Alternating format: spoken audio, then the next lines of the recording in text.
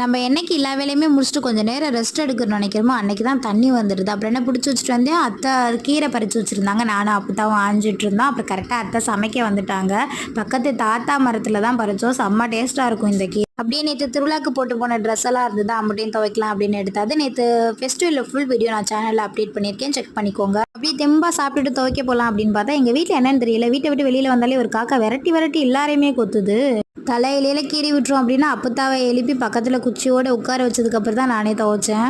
அப்படியே ஈவினிங் எல்லாருக்குமே டீ போடலாம் அப்படின்னு பால் பொங்கி வரும்போதே சிலிண்டர் முடிஞ்சு போச்சு. எனக்கு ரொம்ப கஷ்டமாக போச்சு. ஏன்னா இதுலேயே வச்சு பழகிருச்சா, கொஞ்சம் ஈஸியாகவும் இருக்கும் டக்குன்னு ஏதாவது பண்ணுறதுக்கு.